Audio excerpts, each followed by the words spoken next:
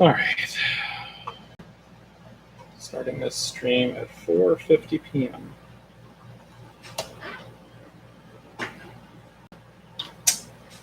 So,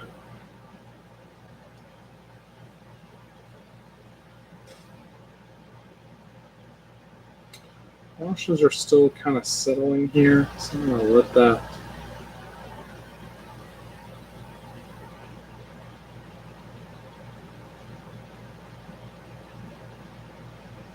keep settling.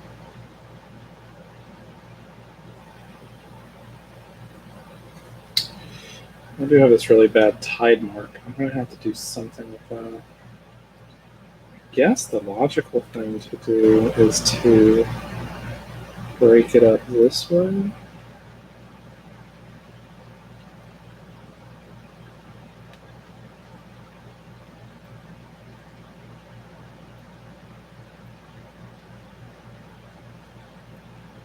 Oof.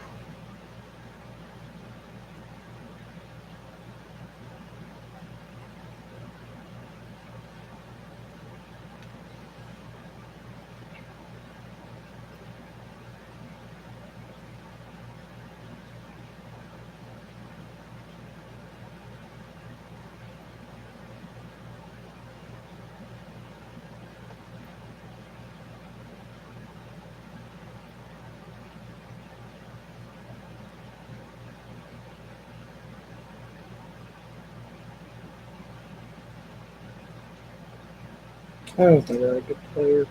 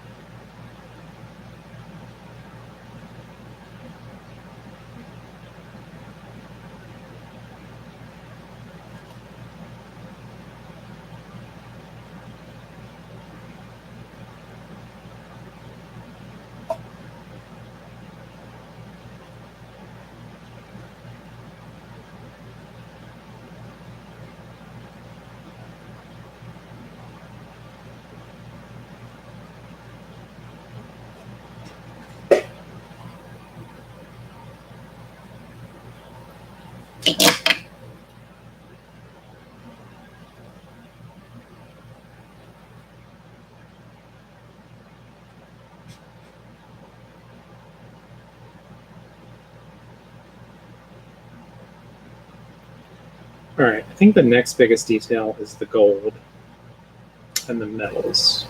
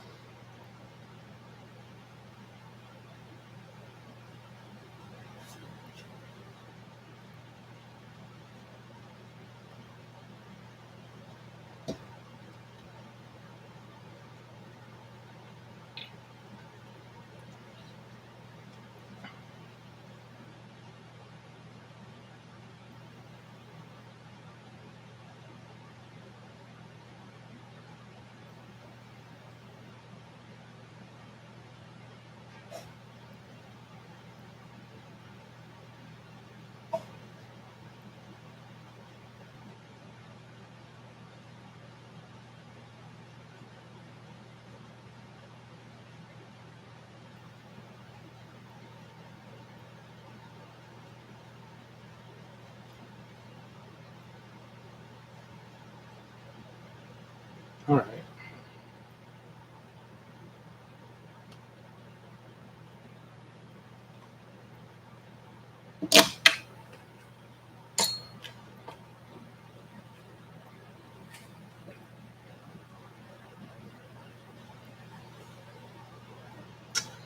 Go ahead and use this opportunity to reapply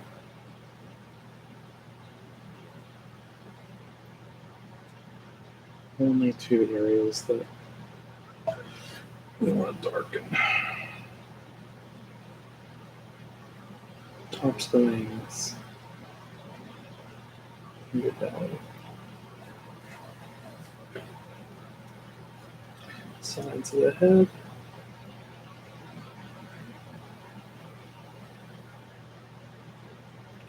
Probably this area.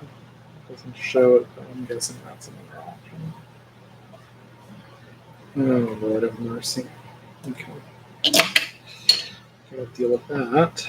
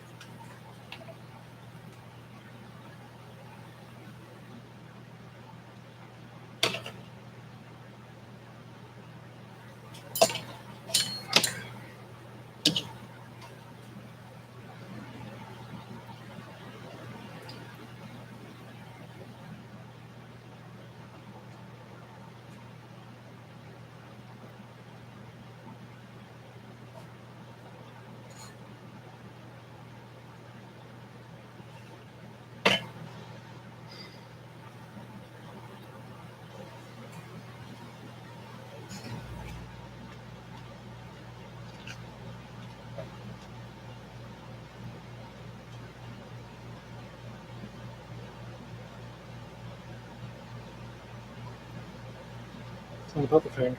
It's about the art.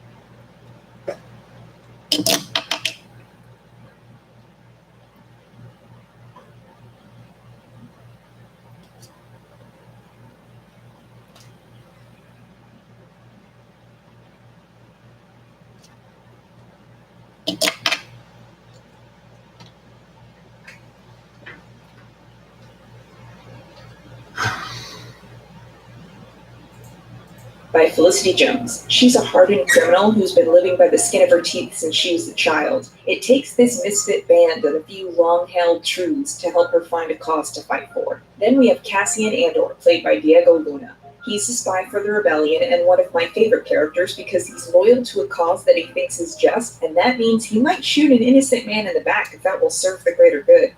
But it doesn't mean he likes it.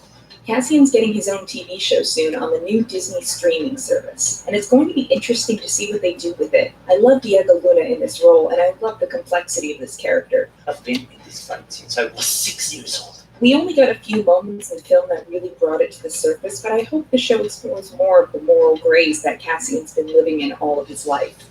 Also, I really love Diego Luna and his fetish for Jabba the Hutt. And the texture. I'm very curious to actually touch that texture. Let Diego Luna touch Jabba the Hutt, please. Then we have Cassian's droid, K2SO, played by Alan Tudyk. I'm pretty sure K2 is everybody's favorite character. I sure do love this cranky droid. I don't have much else to add other than Alan Tudyk had to play him wearing a unitard and stilts, so... Yeah, you were in the middle with balls. Yeah. Then there's Bodhi Rook, played by Riz Ahmed. We're going to talk about Bodhi more later, since I believe his character had a lot of underutilized potential, but I still love him, and Riz Ahmed is great. Does Riz Ahmed drink alcohol? That sounds like that's what my mum's been Googling. It's so depressing. As long as there's Why don't I have fans? Why is it just my family members Googling me to find out how religiously observant I am? There's Chirrut Imwe and Baze Malbus, played by Donnie Yen and Jiang Wen, respectively. They are the Guardians of the Wills, monks from this temple that gets blown to hell along with the rest of Jeddah. They're badass and probably married. I'm on a bottle kid! Alone, the Lord! I don't need love. I have you! And I love them very much. Also, Jiang Wen doesn't speak a lot of English, so please watch him trying to explain his character and not spoil anything about the film at this panel. Place has a gun. Here's a gun. Here's a huge gun. Is that right? Okay. Oh, bless. There's Jin's dad, Galen Urso, played by Mads Mikkelsen. There's Saw Gerrera, played by Forrest Whitaker. And lastly, we have Orson Krennic, the villain, played by Ben Mendelsohn. Apparently, Ben Mendelsohn is exclusively playing lisping middle management villains these days, which is wild, but he's very good at it. I mean, we also have terrifying video game cutscene versions of Carrie Fisher and Peter Cushing, and they should have just let Guy Henry play Tarkin, but let's not worry about them just yet. So the movie begins like this. This was the first Star Wars to be released independently of the main saga, and the film announces itself as such right away. Composer Michael Giacchino was brought in when the reshoots forced composer Alexandre Desplat to drop out of the film, and he had 4 weeks to compose the score, and I love Giacchino's work on Mendelsohn.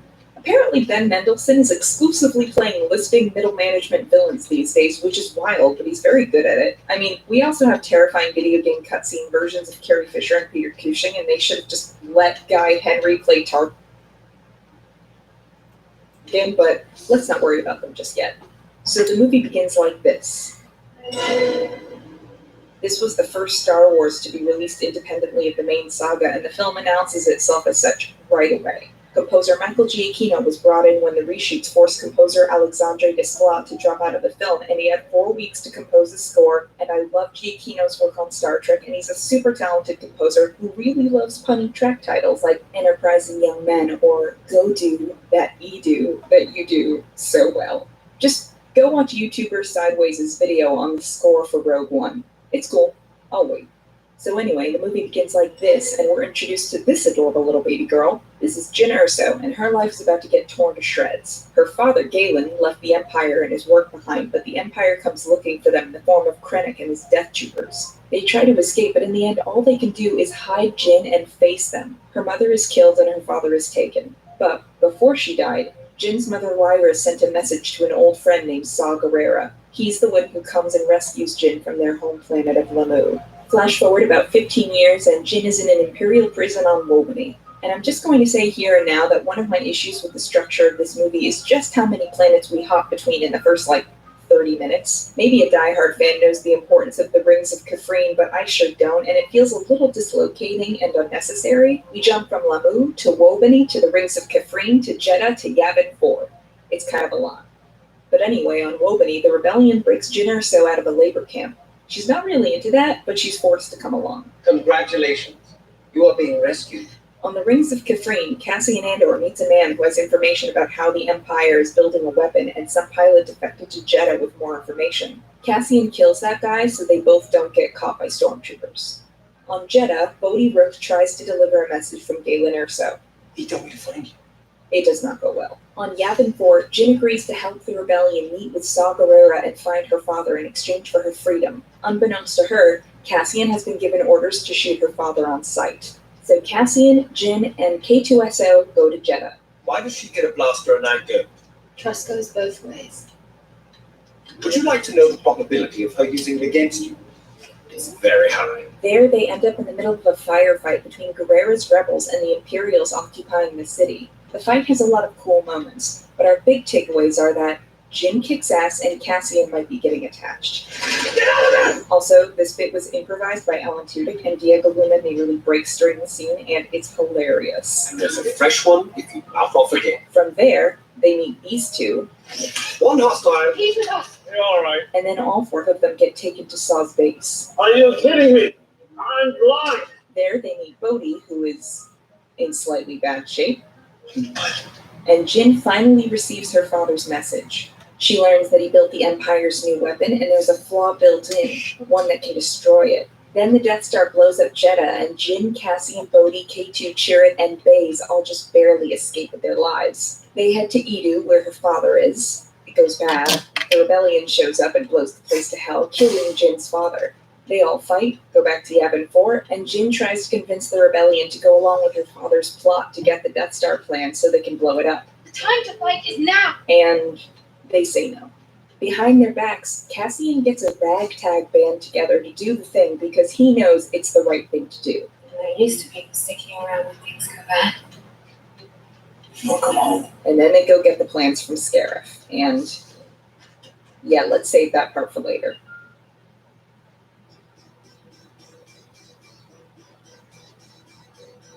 So, Rogue One introduces a lot of characters. In fairness, the original Star Wars introduces us to at least as many within the first 40 minutes. My issue is mainly in the development of these characters and the structure of the story. So let's take a minute to talk story structure. If you've taken a high school literature class, you've probably heard something about the narrative arc or seen some version of this little line guy right here.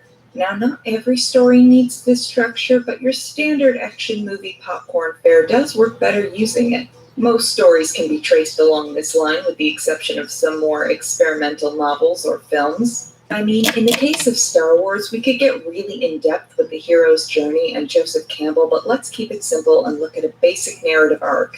And for our example, let's look at A New Hope. So right here is our exposition, the scene setting of the movie that sets up the world and the characters. In A New Hope, this comes after an in media res prologue with Princess Leia and some bits with the droids. We don't get to the exposition stuff until we meet our protagonist, Luke Skywalker, at around the 17-minute mark. Then, for our narrative arc, we have the inciting incident. That's the event that makes the story really start. In A New Hope, that's meeting Obi-Wan Kenobi and the death of Uncle Owen and Aunt Beru. From there, we get the rising action, which is basically a series of events or incidents of increasing difficulty and tension for our... Well, a fancy word for it is intertextuality, and... Okay, let's go for an easy example. Hey, you just watch yourself. No. Sorry. We don't want any trouble. Sorry. Hey, look, it's that guy, all the audience says. A flash of recognition reminds you of a familiar thing that you hold dearly. Oh, wow, cool. I remember this guy. Obi-Wan chopped his arm off in A New Hope. But don't think too hard about it, kids, because what's he doing on Jedha? How does he get from here to Tatooine? I hope he's heading straight for his shuttle now, otherwise I wonder how he didn't get blown up with the rest of Jedha. There's nothing inherently wrong with having this guy here, or having C-3PO and R2-D2 on Yavin 4, but it is just fan service. One could argue this whole film is fan service, although I would disagree. I mean, this entire film was built to answer a silly question that fans of Star Wars have been joking or complaining about for years, but it introduces new characters and tells an entirely new story. One that slots in pretty neatly with what we already knew, sure, but you could watch Rogue One entirely on its own with no knowledge of the other films, and ostensibly, you could still enjoy it. See, that's the difference. One type of intertextuality is basically going, hey, look, a thing you recognize. And the other is actually doing more by taking some familiar bits and making something new. There's been a lot of people in fandom lately who like to argue, this does not change the status quo of my fiction as I know it, and therefore it's good. I have had people try to tell me that Revenge of the Sith is a good movie. It's not. It's a better movie than Attack of the Clones, but that's a pretty low bar, and Revenge of the Sith really only succeeds on the basis of this moment.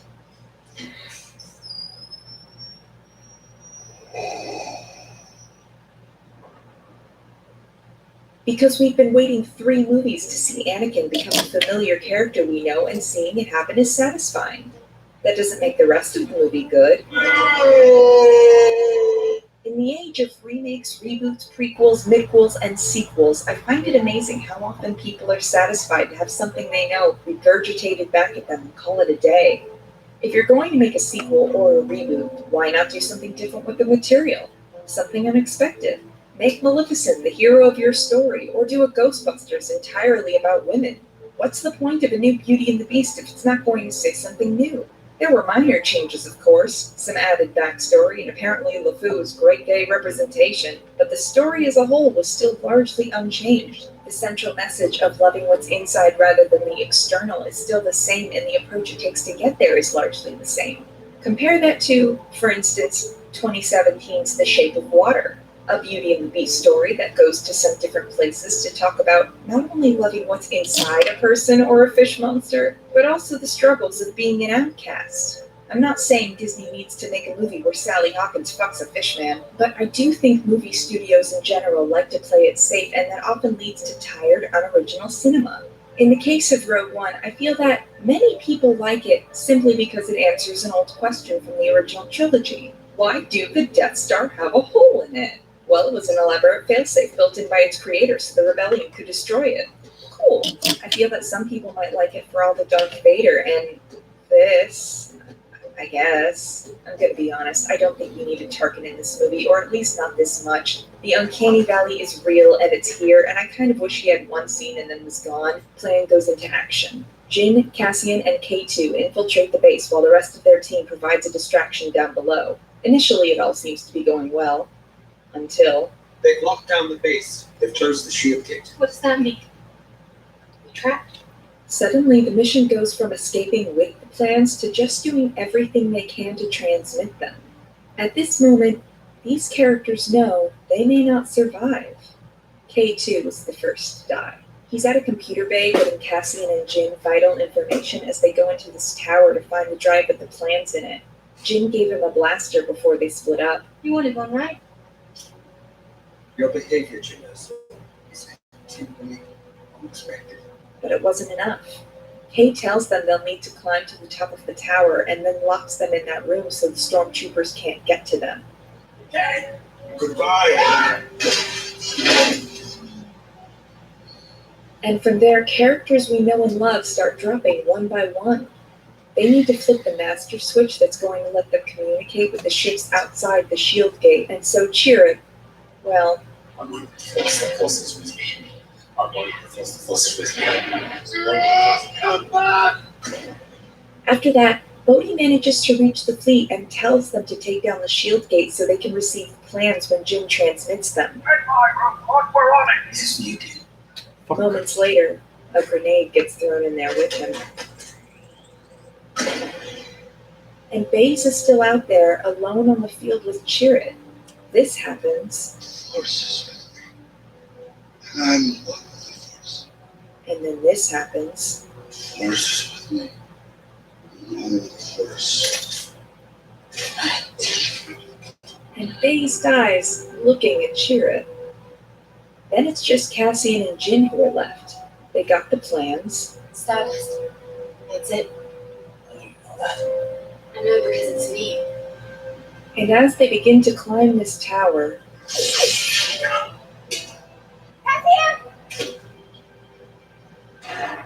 so in the end, it's down to Jin.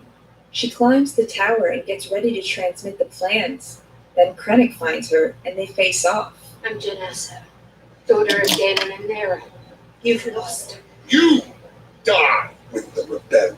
And then Cassian appears at the last second and shoots him, saving her life.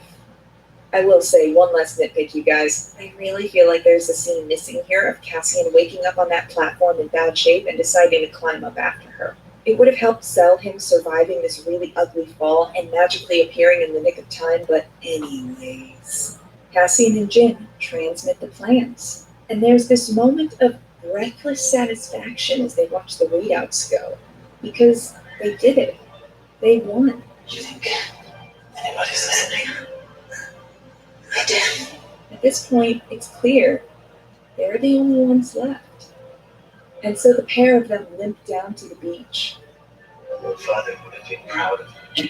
and they face their end together. And I have to tell you, viewers, I know 50 million people who apparently entered this movie secure in the knowledge that Jyn Erso and all of her friends were going to die because they weren't in the original trilogy, but here's the thing. I didn't. The galaxy is a pretty goddamn big place, and I naively assumed most, if not all of them, would make it out and go to some far corner of the universe at the end of this movie. When the Death Star appeared in the sky over Scarif, I shit you not, I was like... because I just didn't think they would die. Because it's Star Wars and a Disney movie, and killing off characters for shock value can be cheap, but damn it all if this didn't work on me. I think it's safe to say it worked on a lot of people. I think Rogue One wouldn't be quite as memorable as it is if they had lived. I think I wouldn't have felt the need to spend 300,000 words giving these characters a happier ending on AO3 if this movie had left them alive. The tragedy of this moment captured me completely in such a way where I love it and wanted to imagine more for these characters than this franchise could provide. People have issues with this movie, and I do too, but I love this moment so much. I love that Jin and Cassian have this sort of non-romantic romance where their relationship is one of the driving forces of the movie, but in their final moments, they don't kiss or anything. They just hold each other close and brace for the end. And I love the expression on Diego Luna's face in those final seconds before the screen whites out. I don't even know what to say about it. I'm not sure what the emotion is there, but that little widening of the eyes really guts me. Funnily enough, in early drafts of the screenplay, not everybody died. I guess because Gareth Edwards wasn't confident that he would be allowed to go to such a dark place for his Star Wars film, but he was given the go-ahead, and so we all got to sit back and watch this happen. And on that note, let's take a minute to talk about headcanons. What? So there's a phenomenon that happens when fans of the thing spend probably more time thinking about stuff than the writers do. Not because the writers are lazy, but fans can be a little obsessive. I myself tend to hyperfixate on fiction sometimes because real life can be a stressful drag, and sometimes the story really captures my imagination to the tune of 300,000 words. And while some of us might know the term headcanon, let me break it down in case you're new. So the term canon can be defined as the following: a collection or list of sacred books accepted as genuine. So, for example, canon would be the story of Exodus as it appears in most religious texts. And a headcanon might be that Moses was real close with his brother Ramses and was kind of sad about what happened to him, like in Prince of Egypt. In fiction, canon is the accepted baseline. What's made officially by the creators, released in theaters or on TV, or published in a book is canon.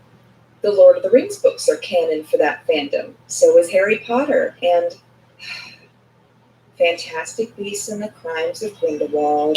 Headcanon is the stuff that fans make up, like what if Spock and Kirk are actually secretly or not so secretly space boyfriends? What if Legolas was really into hair care products? What if Professor McGonagall was just wanting a nap for 7 books but was instead forced to deal with a bunch of idiot Gryffindors? What if the fox and Fleabag was a metaphor for the priest's emotional baggage? These are headcanons, since they aren't strictly supported by the text, but are instead a fan's interpretation of said text. And those headcanons can inform how they view the final product. Sometimes it's just fun extra stuff, like relationships you want to happen, or a moment you wish to see, or some extra thematic meaning, but headcanons are not text. They can augment the text for a particular viewer or reader, but they aren't a part of the actual canon because otherwise, everybody watching Star Trek would walk away knowing that Spock and Kirk are boyfriends and what type of conditioner Legolas uses. These are the things that writers didn't work into the text. It's what we choose to add to the text.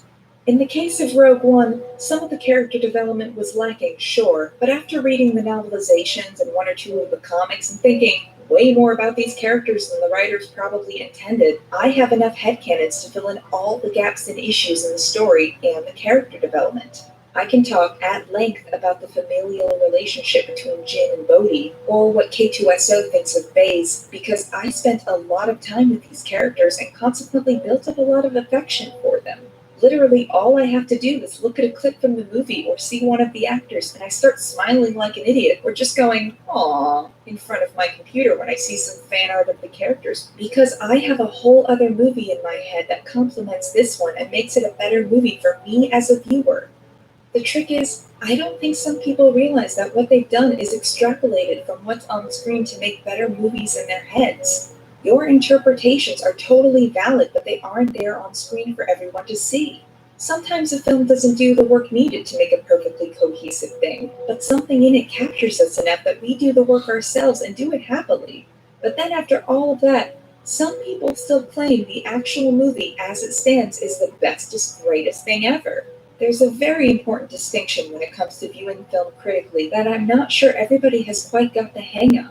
Sometimes there's a difference between a good movie and a movie we like. And sometimes there's a difference between a bad movie and a movie we dislike. For instance, 2001: A Space Odyssey is considered a classic full of unparalleled cinematic genius. I hated watching it though. Or, for another example, I really like the fourth Die Hard. You know, the one with Justin Long. It's a dumb movie where Bruce Willis has ascended to Terminator status and Justin Long reacts like a normal person to the insanity around him and gets told to shut up a lot. I love this movie to pieces. It's very stupid. And while I don't think Rogue One is a dumb or bad movie by any stretch, it's probably not the best of the new films either. I think realistically, it is an okay movie. Maybe even a pretty good one at once. An okay, pretty good movie that I love to the tune of 300,000 words. So now, let's talk about the ending.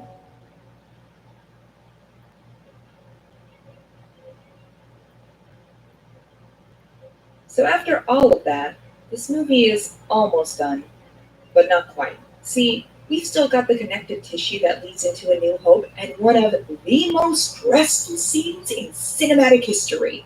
So Jim and Cassian die, and the plans have been uploaded to one of the ships in orbit around Scarif, and we see a couple of soldiers on this ship pull out the drive that contains the plans. And then Darth Vader boards the ship. I think some people like this scene because Darth Vader does a very cool punch-em-up, but for me, this scene is literally the most stressful thing. It still gets me when I rewatch it, and let me tell you why.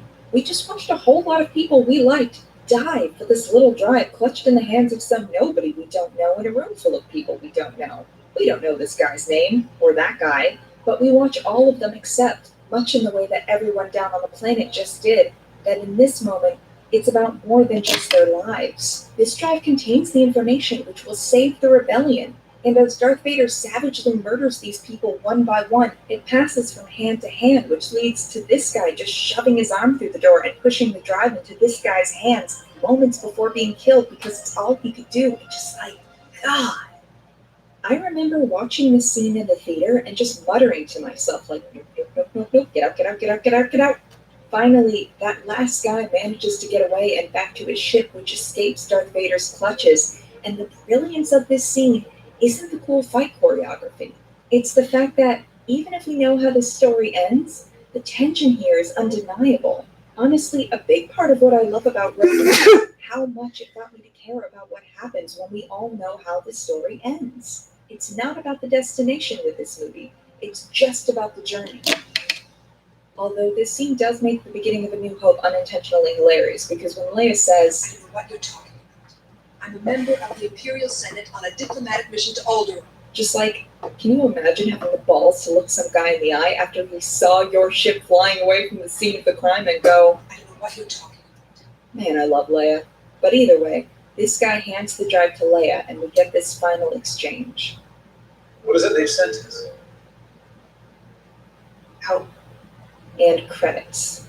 And that's where the movie's real thesis comes into sharp focus. At least for me.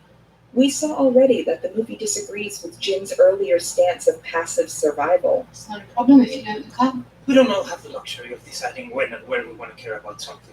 The idea of ignoring the wrongs of society because it's easy is something this film actively fights against, and we see that with the growth of Jin's character from passive survivor to ardent freedom fighter. There's a quote from Martin Luther King that I think of sometimes when I think of that growth. He who passively accepts evil is as much involved in it as he who helps to perpetrate it. He who accepts evil without protesting against it is really cooperating with it. It's a damning sentiment, but not an untrue one. Jin accepted the world she lived in and didn't fight it because she had the option not to. There's also this other quote, which, according to Snopes, has been misattributed to Martin Luther King and is most likely just a paraphrased statement from a speech he made in Selma on March 8, 1965 after Bloody Sunday. Anyways, the quote is, "Our lives begin to end the day we become silent about things that matter." And I think that is the truest of all for Jin, and for all of the characters in Rogue One. I think before the film began, they were surviving, but they certainly weren't living. Either from within the Empire or the Rebellion, or from the outside looking in, all of them were keeping silent or turning a blind eye to something that mattered in order to survive, and I think it was killing them. And I'll just remind everybody that Rogue One was released in December of 2016. They definitely didn't know while they were making it how relevant some of the ideas would be, but the idea of fighting against an unjust system because doing otherwise would be an evil, and I don't think I need to spell it out further. Rebellion's built on hope. This film has a kind of radical optimism that just really gets to me. We'll take the next chance. and the next. On and on until we win. The chances are spent. Because it's possible to do good, even if you won't reap the benefits of it. The idea of doing what's right simply because it's right is a powerful message. Jin, Cassian, Bodhi, Chirrut, Baze, and K2SO literally fight to the death for a just cause, knowing they won't see the end result. They won't see the Death Star destroyed and a victorious rebellion. They do it for each other and for the future they won't live to see. What is it they've sent us? And I'm not saying we all need to go out and become martyrs, but we can all do good in the world without the expectation of getting something back. Go volunteer for a good cause, donate to a charity, or vote in your local and national elections. Because apathy can be an evil in its own right, and doing good for its own sake can be an act of rebellion. Also, that fanfic was 300,000 words of inserting the Rogue One crew into the original trilogy because I was sad and wanted more of Jin and Cassian hugging and stuff.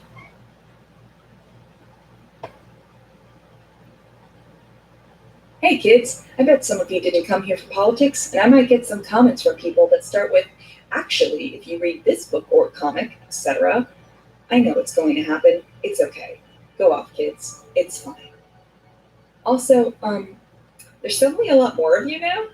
Hello, everybody. I've loved reading your comments about Fleabag, and seriously, it's wild how many people are subscribed to this channel now. Meanwhile, I'm making these videos on a computer that's 6 years old and likes to freeze up every 10 minutes. Sorry for the typos on the Fleabag video. Now, if I can get all the assets together, I really want to do a video on MASH or The Haunting of Hill House or Take Shelter, so we'll see what comes of that. Maybe I'll get distracted by something else. Whatever the case may be, thanks for watching, and see you on the next one.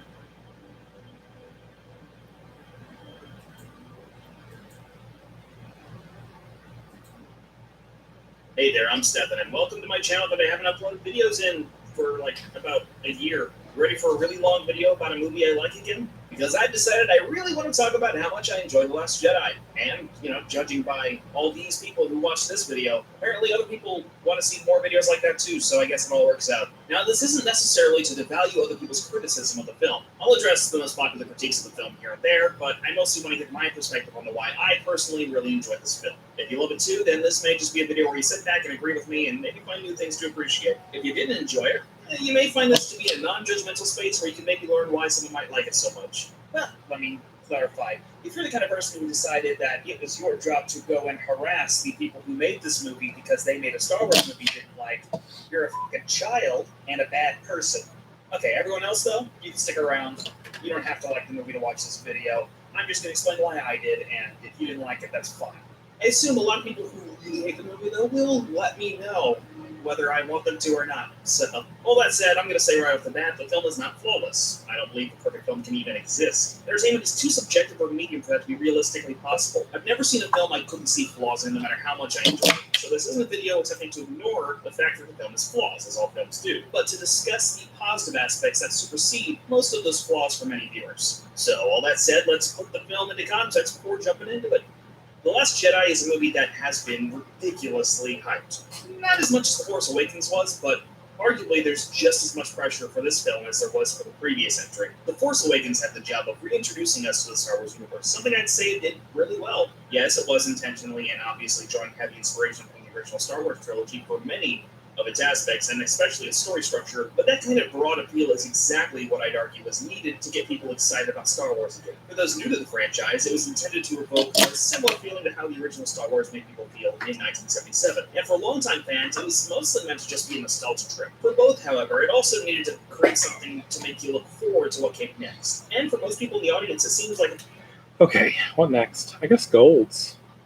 Cloaks, that's gotta dry. I'd like to do a black wash on that guy. I don't want to do that until the red cloak fully dries.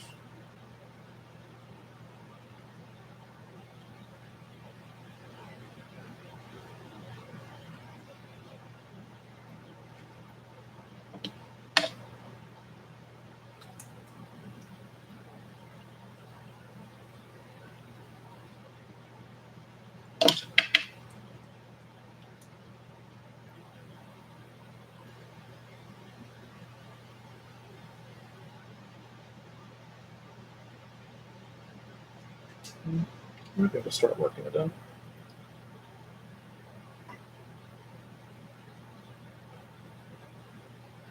Mostly we're just trying to cool this down, darken it down.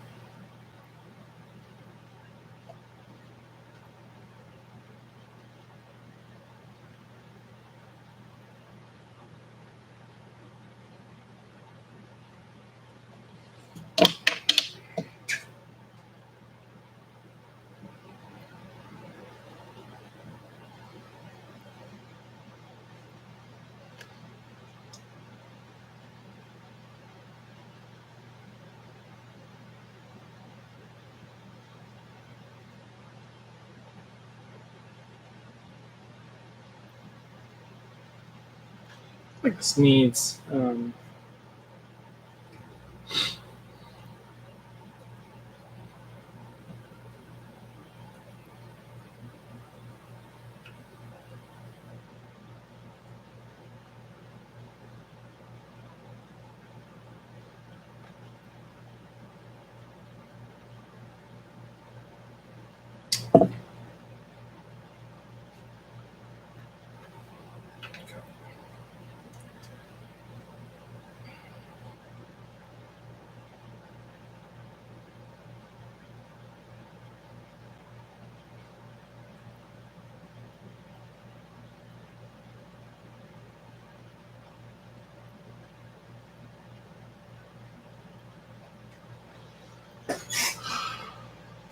It succeeded. Hell, even a few very loud people who hated it with a burning passion seem to have an unhealthy interest in both it and the following film. Personally, while I really enjoyed myself watching The Force Awakens, I was also genuinely worried that the next film would try to play things by the numbers too closely, and that we'd be set up for an extremely predictable third film and finale. And the movie we got? Well, let's dig into it now. I saw raw comes with untamed power. The film opens with a somewhat superfluous text scroll this time around, which may seem like a complaint, but I actually don't mind this at all. You could just cut it so that The Force Awakens and The Last Jedi were one big long movie, and yet still understand what was happening. The format of the mainline Star Wars series demands the text scroll is, basically tradition, and in doing so, it allows you to basically develop characters and plots off screen, which can be a bit of a storytelling cheat. For instance, I was always a little disappointed that Luke went from Headstrong Apprentice to Jedi Master in basically a blink of an eye between films. So, given that, I appreciate that in this case, we're getting a fairly linear path from the previous film to this one. However, as much as I like that on one level, it creates some small problems, which I will discuss later. So moving past the text scroll, we see the rebels. Sorry, the resistance. Wait, no, actually, let's just stop here for a moment, because this is sort of a problem that's transferred from The Force Awakens onto this film. The Force Awakens, understandably given the poor execution of this in the prequels, tries to avoid discussing the political landscape of Star Wars as much as possible. However, in doing this, we're basically left in the dark about what the dynamic was between the Resistance, the New Republic, and the First Order. I mean, you can intuit basically what the dynamic is between the Resistance and the First Order specifically, but then everybody was basically confused about how the New Republic fits into that, unless they decide to read the extended universe novels, but that's not something that should be required to understand the film. I wish they had added some sort of scene that made it clear that the Resistance was not a part of the New Republic officially. Leia went off and made that on her own because the New Republic wasn't taking the First Order seriously. Unfortunately, that didn't happen, and they couldn't really fix that in The Last Jedi, so we're just sort of stuck in this area. But since those are the only two factions now, since the New Republic was destroyed in the previous film, I guess whatever. As it stands now, basically the Resistance and the Rebellion are the same thing, and even this movie thinks that they're basically the same thing. So we open on the Resistance fleeing the base we saw them at in the previous film, as they're about to be attacked by the First Order. From here we get to a big old action sequence that starts with Poe Dameron clowning on General Hux from the previous film, which I've seen people take issue with, but I'm not exactly sure why. My guess is they see him as a Tarkin substitute, and therefore don't want him to be diminished as a menacing presence, but he's barely in the previous film, and in this film he's portrayed far more as a spineless toady than anything resembling the menace of Kylo Ren. I mean, look at this dude. His face is all twisted up like he's constantly smelling a nasty fart. I don't feel we're undermining some big, dominating presence by clowning on it. But this brings me to a broader critique that I don't get from the detractors at all. People who think the humor in this movie is just too silly for Star Wars, which is just, I mean, it's an odd thing to say if you're a fan of the original trilogy. Well, we're fine. We're all fine here. Thank you. How are you?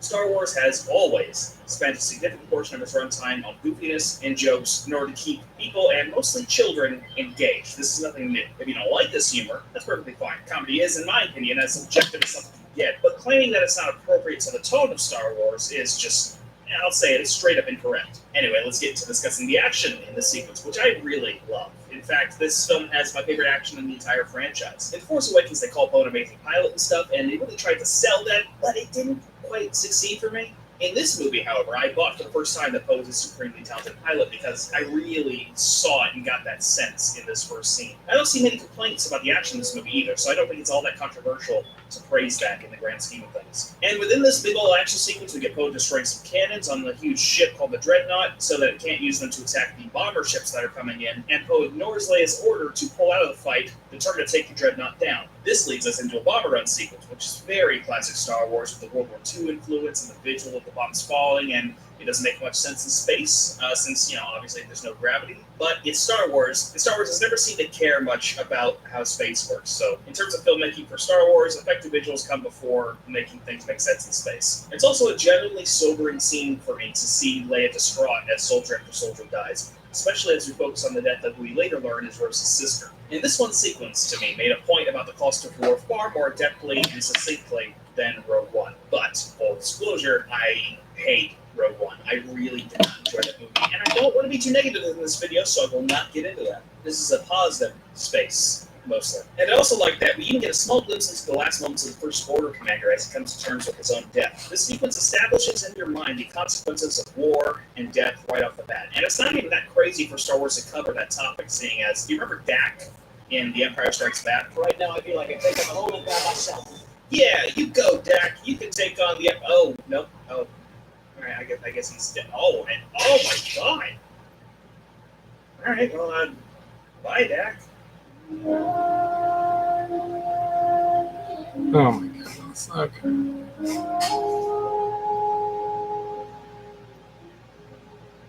Now, something you're going to notice as we continue on is that I'm not going to cover every single point here and there. I'm going to cover a lot because there's a lot I want to talk about. Not everything needs to be covered, so a lot of stuff I'm just going to gloss over. For instance, this part where I was getting humiliated, and then this whole scene with Finn waking up and all that. I'll touch on it like I just did, but there's not much to say about it at the moment, so I won't. I will say, however, that this transition is freaking great.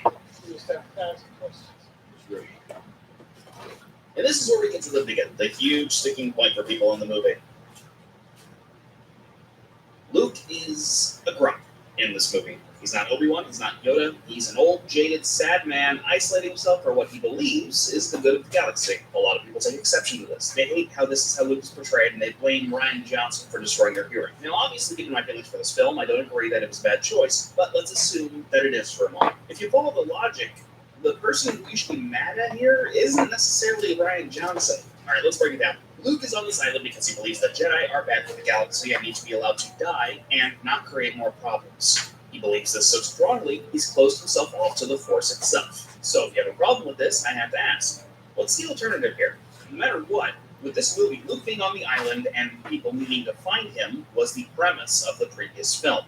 Given that info, what reason were they supposed to give for him being on this island? Is he hiding? If so, that would make him cowardly, and Luke being a coward is far more out of character than becoming disillusioned. The First Order wasn't even in power when he went away, so there's nothing to hide from, really. Is he supposed to just be bummed about Kylo Ren? Well, he is. But if that were the only reason, then him just sulking instead of trying to address the problem and fix his mistakes would also be unacceptable. And what, is he supposed to be ignoring the First Order and the wanton death and destruction they've been causing? Ignore the death of his best friend in the previous film? If he were connected to the Force, he would have sensed both of those things and likely tried to help if he thought he could. Is he being held there against his will? If that were the case, that would make him a pretty weak and ineffective Jedi, wouldn't it?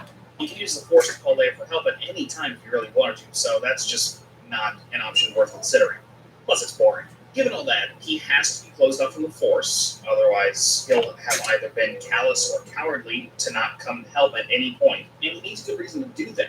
The only conceivable reason for that to be the case would be if he saw his use of the Force as a negative, and his own intervention on the galaxy's behalf Also, as a negative. So, all that said, if you truly believe that it's wrong for Luke to be the way he is in this film, your problem isn't really with this movie. It's with the decision at the start to have Luke be missing in the first place. The decision Rian Johnson was given the responsibility to explain. J.J. Abrams and Lawrence Kasdan chose to include this mystery in the film.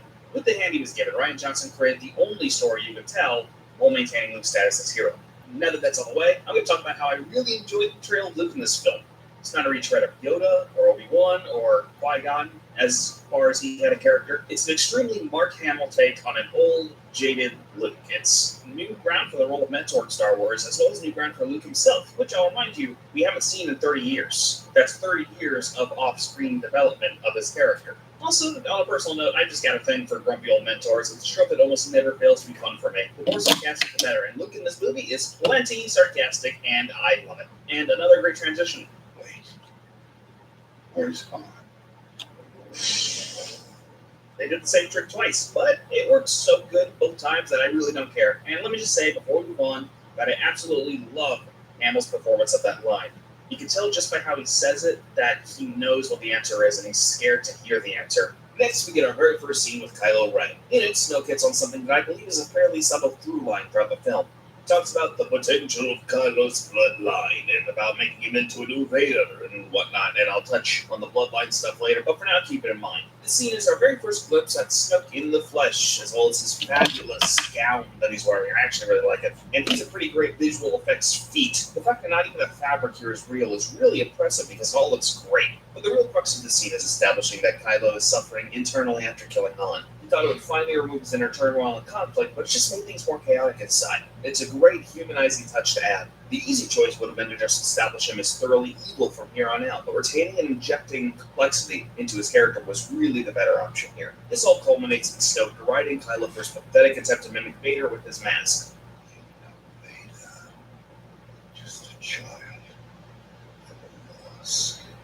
And Kylo taking the insult to heart and destroying the mask. Another decision I completely agree with, as the mask is unsuited for a character with as much humanity as Ren. Being able to look at his face and take advantage of Adam Driver's acting ability is important in this film and probably in the future as well. We pick back up with Luke refusing to go with Rey, alluding to mysterious reasons as to why, and then we get a montage of Luke's daily routine. Rey gets distracted and discovers a force tree thing, and then has another talk with Luke in which we get this bit. Noah. No, it's no. Jeffrey. Alright, that is pretty much no. Just keep that in mind for later as well. I'm going to come back to it. He also mentions that the Jedi need to die, but has not explained why yet. We go from there to Leia demoting Poe and chastising him for getting so many Resistance fighters killed. From there, we set up the beacon Rey will use to find them, and then the First Order tracking them to light speed. Then Kylo Ren flies out, basically does the same thing Poe did to the Order at the beginning of the film, taking out their only means of defending themselves with the X-Wings. And we get a great emotional sequence where Kylo Ren and Leia feel each other's presence, and Kylo Ren hesitates in killing her, and decides he won't kill his mother like he did his father. And I really enjoy that decision. It would have been redundant to have him do it again, and it's far more interesting for him to refuse, and it gives you that small hope that he could redeem himself before they snatch it away later in the movie. And then we get a sequence in which we see Leia use the Force for the first and sadly only time. Some people dislike this sequence, but for my first viewing, I absolutely loved it. And a not insignificant portion of that was hearing Leia's theme in its full splendor in the background. John Williams did an amazing job with the music in this movie, unsurprising to anybody who's heard John Williams' music. Luke mentioned in Return of the Jedi that Leia would use the Force eventually, and I'm really happy we got to see it happen before we unfortunately lost Carrie Fisher. Leia, frankly, was sidelined in the previous film, and I think it's safe to say that giving her more time to shine is a positive in any fan's book. We come back to Luke to give us some time with him in the Falcon one last time. It's a really great sequence, and I absolutely love how he just lights up and kind of reverts back to his old self for a short amount of time when he sees R2 again. My only complaint here is that it really makes me wish we had gotten more of him interacting with R2 in the movie. I enjoy all the scenes that he and Rey share together, but R2 just hanging out with him, similar to how he did in Dagobah, would have been real nice. I mean, maybe even some more interactions between Chewie and R2 as well. As much as I don't mind the Porgs, I would have preferred that double act if we wanted some comedy. Speaking of the Porgs, I'm just going to go back a little bit. This is probably the funniest gag with the Porgs in the movie, where Chewie has cooked them and then they're all looking at the cooked porg. For a second, I thought he was going to actually feed a porg to the porgs. Instead, he just felt guilty about eating them, which that's a good gag, and it makes you go, "Oh, Chewie."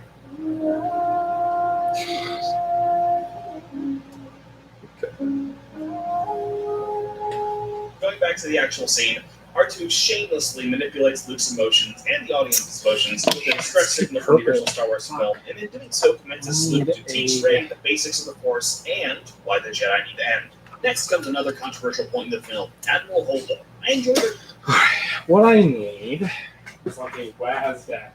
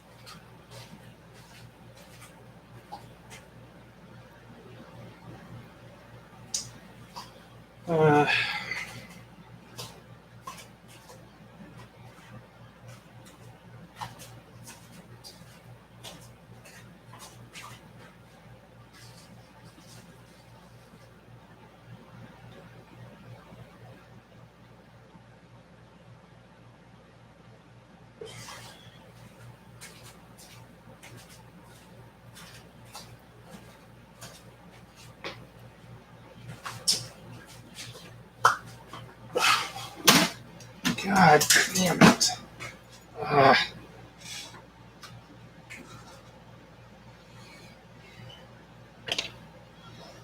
Let's mix this up.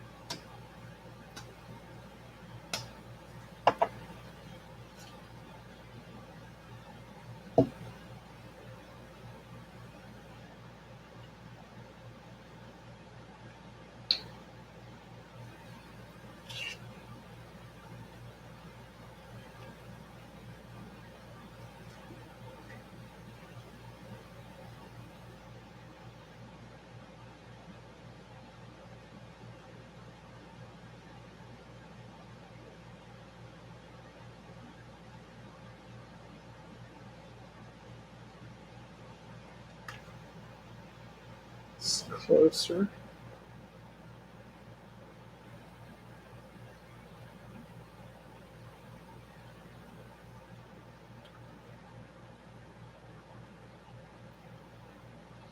Yeah, it's getting closer. It's still a little bright. And I definitely think you need to keep tinting down these recesses.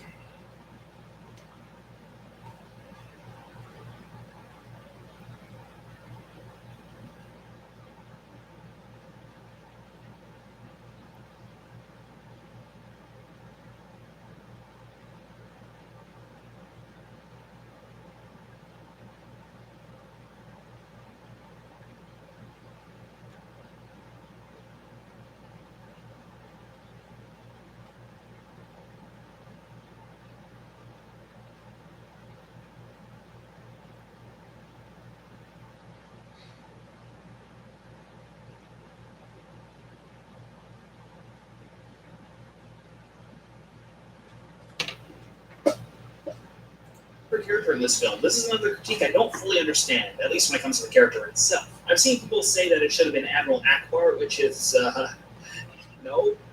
Like, seriously, the vast majority of audience members would not have been able to take that seriously. I wouldn't be able to take that seriously, not even a little bit. Akbar is a gag character at best at this point. Holdo can actually emote and speak like a human being and give an actual performance, while Akbar's character is limited and his voice precludes him from doing anything serious, regardless of the talent of the voice actor. Also, anyone who thinks that a legacy character should have filled this role clearly doesn't understand what the role is meant to be, because you're not supposed to trust Holdo the first time you see her. That's why it's valuable to make her a brand new character, because you don't know her, you know Poe. Poe is one of the characters of the previous film, therefore you trust him, you don't trust her, and it sets you up for the twist of him being completely wrong to do this super heroic, guns blazing thing. It's a very intentional storytelling decision. And the fact that people were saying, oh, well, this established character should have been here, this established character should have been here, shows that they don't actually understand what was happening from a storytelling perspective. Now, this may be a good time to actually discuss Poe's character arc. I really like it. There's a few small issues at the end, but as an arc, I definitely appreciate taking the traditionally heroic character and forcing them to deal with the realities of leadership and the issues of being a shoot first, ask questions later sort of character. Say what you want, but Poe has a very definitive arc in this film that makes me believe that he could be leading the entire resistance next time we see him, as long as we ignore the fact that he probably should have been executed at some point. But Leia's obviously playing favorites and treats him a bit like a surrogate son, so I'll let that logical loophole slide. Let's just say that Leia's biased, which she is. Remember this line? I like it. Me too. I should not be saying that, but obviously they just like him, so they're just going to let him get away with it. It's not fair, but it does explain it. Back to the actual point of the movie we're in. Poe gets put in his place by Holdo right away, which I imagine causes a lot of audience members to immediately rally against her because generally people already like Poe. This, like I already said, was a very conscious decision and meant to set you up for having the rug pulled out from under you when you realized Poe's heroics were exactly what Holdo calls him out for. Impulsive, dangerous, and lasting.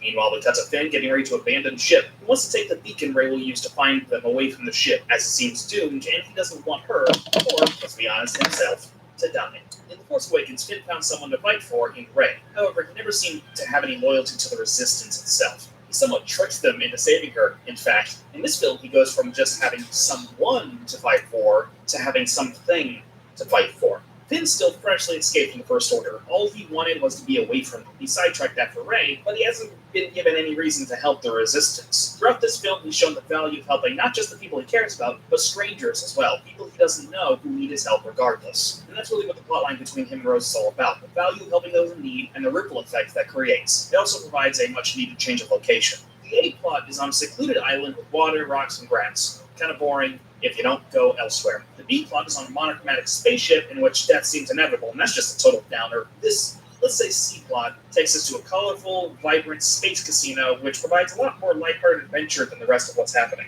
Now, is that a little atonal? Yeah, there's a running plot, and the characters are goofing off a bit, but it's pretty short, and frankly, there's not much better options in this scenario. I think they picked the lesser of two evils here, and even so, I still think the sequence in Canto Bight is overall fun and engaging. There is a problem with it, but I'll get into that later, because it's not really a writing problem as much as an editing problem. Also, John Williams' jazzy, kind of Caribbean-sounding theme for the casino is just wonderful. I kind of skipped ahead of it there, so let's go back to Rose's introduction. Rose is a good character. In the third act, being perfectly honest, I think she got mishandled. But at heart, her character is a perfectly good addition to the cast for the vast majority of the film. She's unique in the Star Wars world in that she's not much of a fighter as she is an engineer. Something I liked, but then they also, again, kind of muddled a bit at the end where she's in a fighter for no reason. But let's say they're understaffed. Hopefully she isn't doing a whole lot of fighting next time, because I think it's great to have a non-combative character in Star Wars that isn't a droid. But as someone whose strengths aren't in fighting, she idolizes the people who fight for the cause, including Finn when they first meet. She quickly realizes he's having to escape, however, in that respect goes down the toilet for a bit, which is good, because fangirl Rose for the entirety of the film would have been pretty annoying. Together, the two come up with a plan to possibly save the ship, and Finn takes it to the only person he knows in the Resistance who is conscious, Poe, who makes the decision to keep this from Holdo, which, after you see the entire film, is a terrible decision they end up paying for. Maz Kanata points them in the direction of the Master Codebreaker, who Rose and Finn head out to find. Then we get probably the most novel narrative and filmmaking choice, in my view, the shared visions between Rey and Kylo Ren. This is an absolutely novel way to ensure that Rey and Ren have an evolving relationship over the course of the film, even though they don't interact with each other physically. They barely know each other at the end of Force Awakens. They first meet at the end of the second act, but over the course of this film, they're interacting from the beginning of the second act all the way to the end of the third act, and Johnson hasn't gotten enough credit for this seemingly small and simple decision. And just as a catch-all for people complaining about this stuff that's new in terms of force powers, let's keep in mind that Jedi couldn't move stuff with their minds until Luke suddenly decided he could do it in Empire, so... For every single one of these scenes, Rian Johnson made sure these two actors were acting against each other on an actual set, even though they're never seen in the same shot together. And that's a fantastic choice for getting the best out of their performers. A director not worrying as much about that could have just had someone reading the lines back to them dispassionately instead, and not spent the time and money on making sure they were really interacting. And I appreciate the extra care taken into making sure that these two acted the best they could. The decision to have us not see what they see as well is a pretty great one. But the majority of these scenes is just cross-cutting to imply the connection, and it's extremely effective. I also like Kylo Ren's calm, inquisitive curiosity about what's happening. As a student of the Force, it's probably more rare for him to run into something he doesn't understand, while Rey might just assume that it happens to most Force-sensitive people as she's still new to it. Following this, we get one of my favorite things about the film, the exploration of what the Force actually is. This is our first real exploration of the Force since Yoda talked about it vaguely on Dagobah back in Empire. And here we get a similarly mystical, but also a bit more substantial explanation that draws from East Asian philosophy, as most Force-related things have always done. We also get this bit. Yes, I think that's the thing. Really? Wow, it's really strong. Oh, that's Ow! I really like sarcastic Luke. In this new explanation, the Force becomes more explicitly a parallel to the idea of yin and yang. Interestingly, here, Luke says that the Force is balance, and obviously accepts that, but he still holds the Jedi idea that the light side is all you should strive to explore.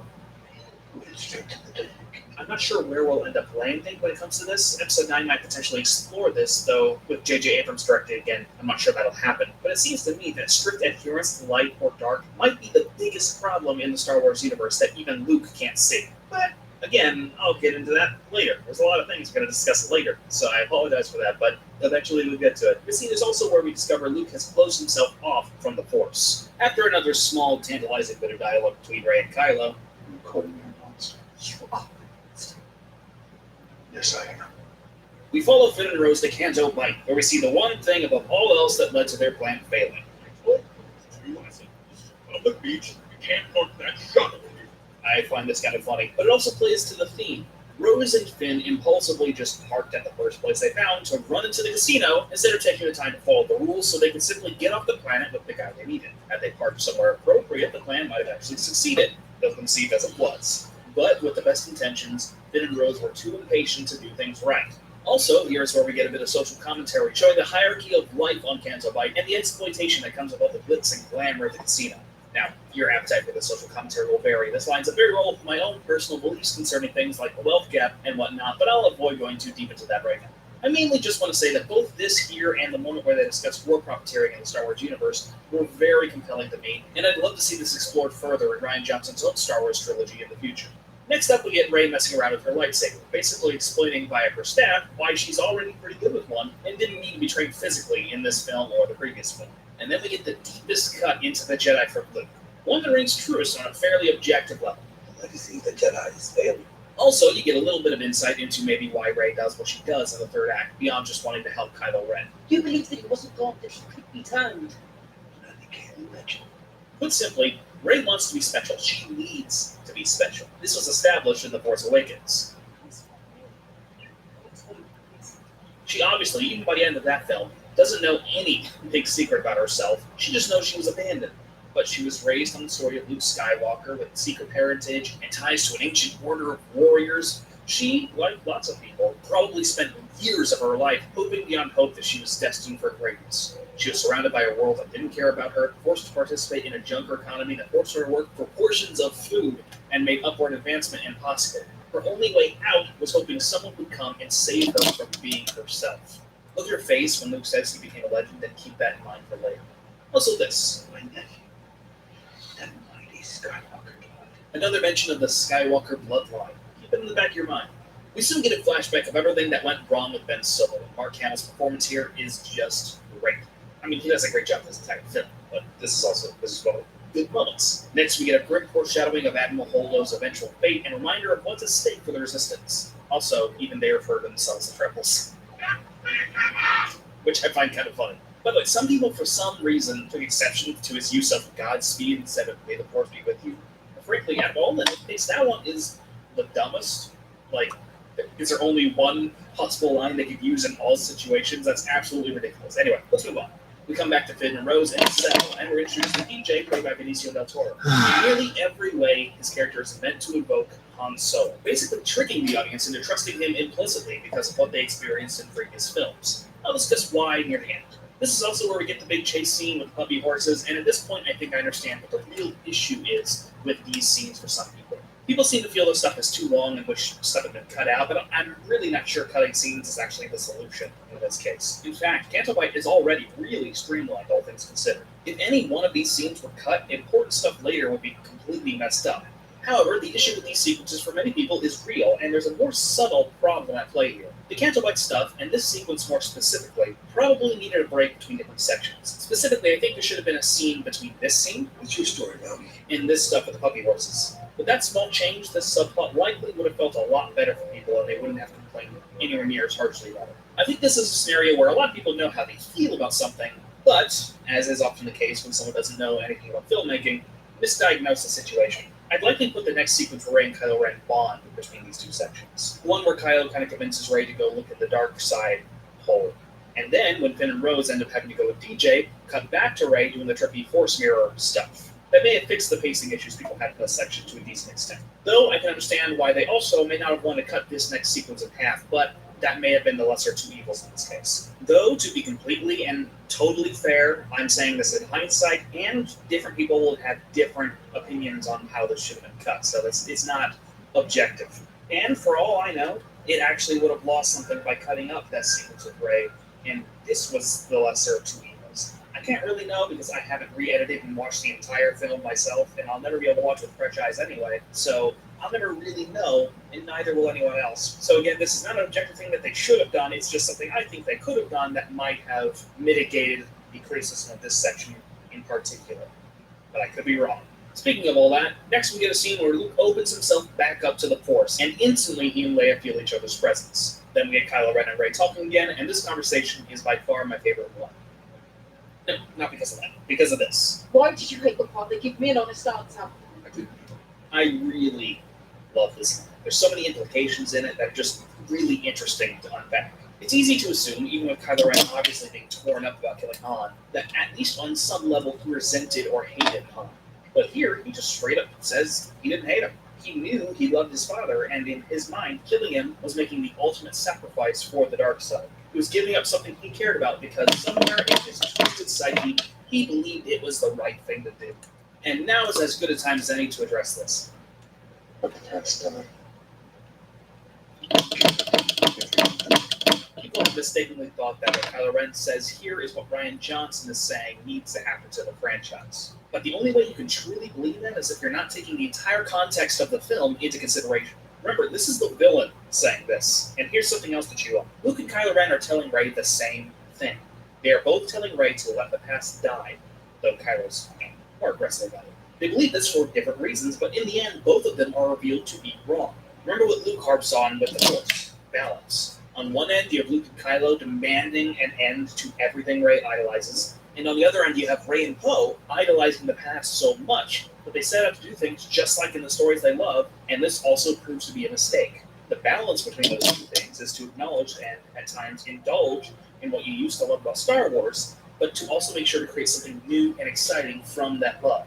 Build upon it rather than mimic it. That's assuming that there was any meta-commentary intended at all, which it's very likely that there wasn't any, and it just sort of came across that way. Anyway, I should just make a general statement about that real quick. Everything I'm talking about here, everything I'm saying about like deeper meaning in this movie and all that stuff, I am not in any way claiming that that was the intent of the writing of Rian Johnson. This is just what I see in the story and what I get out of it, and it should never be misconstrued as a declaration of intent. Anyway, let's move on. We get another flashback from Kylo Ren's perspective. Ren claims Luke attempted to murder him. Rey refuses to believe him, but finds herself drawn to a trippy mirror looking for answers that she wants. This sequence is obviously reminiscent of the cave I'm thinking about that Yoda sent Luke to, though I really like that it's less obvious in its messaging. Unlike the pretty blatant visual metaphor of Luke destroying himself if he destroys Vader, you could define numerous meanings from this vision. It's very vague and it really helps to feel mystical and mysterious to me. It's like I took a page out of the George R.R. Martin school of magic visions and prophecies. From here we get the bit where Rey and Kylo Ren truly bond and touch hands, and we finally see them on screen at the same time, which is just great visual storytelling. And this shot of Luke blasting apart the hut is just awesome, and they did it practically, which makes it even more cool. From here, Rey and Luke clash, then we get a fuller picture of what happened to Luke and Ben Solo, with Luke's second flashback where he stops leaving out parts. And now is when I'm going to note that they filmed this stuff 3 different times depending on what the person talking to Rey was saying, which is a very nice touch. I'll also discuss the fact that for many people, this is their biggest problem with Luke's character in the film. And while I don't tend to tell people that they're wrong for feeling that way, I will explain why it doesn't bug me. Frankly, it doesn't bug me mostly because I find it interesting for Luke to have made this mistake. You can hear the noises representing what Luke sees in Ben's mind right here. And given how visceral we've seen Rey's visions be, it's not that crazy to think that someone seeing death and destruction that viscerally, someone who has already experienced war and death and may not want to experience it again, could decide that there's only one answer. Luke wouldn't have actually killed him, as we see in his telling, but for that small moment he considered it. And if Snoke was already twisting Ben's mind, how this could just confirm everything Snoke said to him is pretty obvious. From here, Rey decides that she's going to do what Luke did for Vader and turn Ben Solo to the light side. Luke may have been brought down in her mind, but she's still trying to live out the story that she loves, use it to bring meaning to her life. Luke is even more convinced that he and the Jedi just create problems. He goes to burn down the tree with all the books in it, but hesitates. But Yoda shows up and burns the books for him. Again, this could and has been taken as Yoda believing that you need to destroy the past as well, but if you pay attention to his words, you get a different message. Now, let me just say that this was my favorite scene in the theater by far. It was a complete surprise for me, and I was really happy to see Luke and Yoda talking one last time. Yoda giving Luke his final lesson. Pass on that you have learned. Strength, mastery, but failure. So yes, failure most of all. The courageous teacher. Failure. Luke saw his failure and the failure of his predecessors as a condemnation of everything the Jedi ever taught, and in doing so, attempted to throw out all the good that the Jedi had done as well. Yoda didn't burn the tree because the past needs to be destroyed. He burned it because Luke was obsessed with the past, and burning the tree is a symbolic removal of that obsession. The film lands on the idea that it's important to teach the next generation how you and those before you failed, so that they don't make the same mistakes you did. Repart what they grow beyond. Luke's arc is all about how he failed in being a teacher and just gave up, which, when you think about it, is completely within his character. Luke was never perfect. One of his biggest character flaws was giving up too quickly when he couldn't see a road to success. Impossible. One he overcomes by the end of this film. Next, we get a sequence where we see a bit more of DJ, who refuses to help without being given something in return. That something being Rose's necklace left to her by her sister, who died literally hours before. DJ then shows Finn the tenets of his own philosophy. He believes there's no difference between the good guys and the bad guys. He's a full-on moral relativist. Obviously, the film does not agree with this either, given DJ's eventual reveal as a traitor. And, of course, the fact that it's Star Wars. Next will be the scene where Poe confronts Holdo, and in doing so, finds out that she's fueling the small transport ships, and he misunderstands her plan. Now, this is usually when people ask, why didn't she tell Poe her plan from the beginning? Well, Holdo's loaded the crew in the shuttle. She's going to abandon ship. That's why. They didn't know how they were being tracked through lightspeed because Poe decided not to tell Holdo, like an idiot. So as far as she knew, there was a spy in the Resistance. And from Holdo's perspective, it could easily be the guy who got their entire bomber fleet wiped out. Or someone the obviously impulsive guy might tell. Which is why even when he incorrectly interprets her plan, it's still in her best interest to not tell him what it actually is. Now, why Poe wasn't thrown in the brig after discovering the plan is something worth bringing up. That's a nitpick I can absolutely agree with. He should have been locked up immediately. But since I like the majority of what's going on here, I am, to be perfectly honest, overlooking that, as we do with all movies we like. And if you say you don't do that with movies that you like, either you don't like any movies, because they're all flawed in some way, or you're lying, in which case, stop it. Rey decides to have herself captured intentionally, again outright mimicking Luke's decisions in Return of the Jedi. Meanwhile, Finn and Rose break into the destroyer, and Poe does a mutiny, and we get probably the best joke in the film.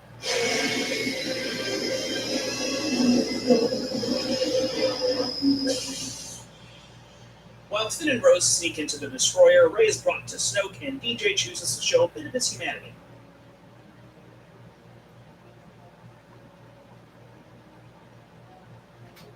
And for the record here, I don't think this is a trick or anything. Right now, DJ thinks that everything's going smoothly. DJ isn't a monster, he's just a guy who will look out for himself first and foremost. He saw the medallion was important to Rose, and already found plenty of money on that ship he stole, not to mention the stuff that the rebellion was about to pay him, and he probably figured that it meant more to her than it ever would to him. It's not like it looks expensive or anything. So yeah, I think he just honestly did a nice thing here because he wanted to.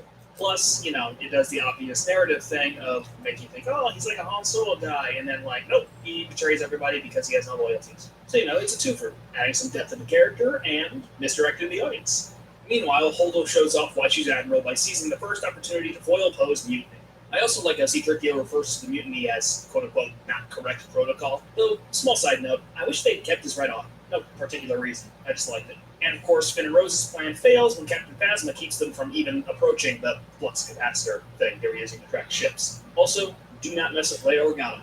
Then they load the transport ships and Holdo stays behind to pilot the ship while everyone else escapes. Now, as for why they didn't just have a droid do it, first off, rude.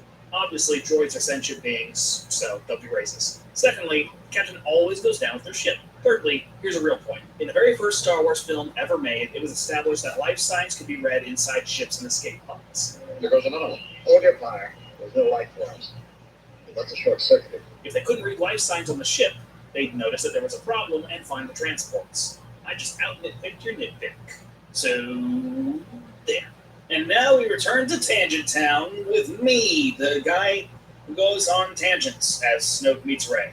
Darkness rises and light to meet it. This line is extremely interesting to me. Ever since the prequels, we've heard talk of balancing the Force. And in the prequels, it didn't really make much sense because the Jedi knew that they outnumbered the Sith, and therefore they should have known that balancing the Force would ultimately mean less Jedi. But anyway, here I get the implication that the Force is kind of always going to balance itself between light and dark. And I find that very interesting, and it got me thinking. Specifically, it got me thinking about the famous Rule of Two that the Sith had. Why only limit yourself to a master and an apprentice when the Jedi trained a bajillion other Jedi constantly? People have always said it's because there's always infighting that tore them apart, but I find that explanation pretty weak. However, try this one on for size. They stick to the Rule of Two because it makes them stronger. Think about it. Why was Darth Sidious so much more powerful than any individual Jedi in the Jedi Order, including Yoda? Powerful enough to be able to cloud their sight and keep himself hidden from them when he was literally right in front of them. Well, let's consider what balance means. In order for something to be balanced, they need to be equal. And if people harnessing the dark and light sides of the Force are unequal in number, how would the Force balance itself? My theory?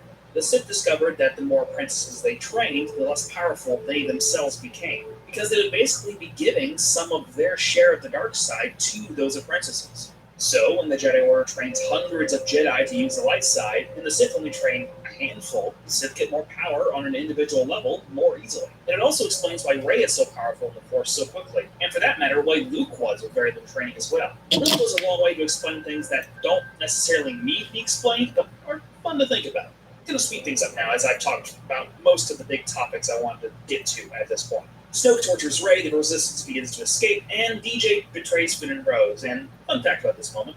Wrong. Maybe. That is such a good line, and it was not in the script. Apparently Benicio del Toro brought it to Rian Johnson, and they just went with it. And I'd like to take the moment to note how I really like Benicio del Toro's acting here. DJ isn't being villainous, he isn't being like, ha ha ha, I got ya. He's ashamed of himself. He actually feels bad because he likes these people, and I like that touch to his character. I'd like to see the character come back.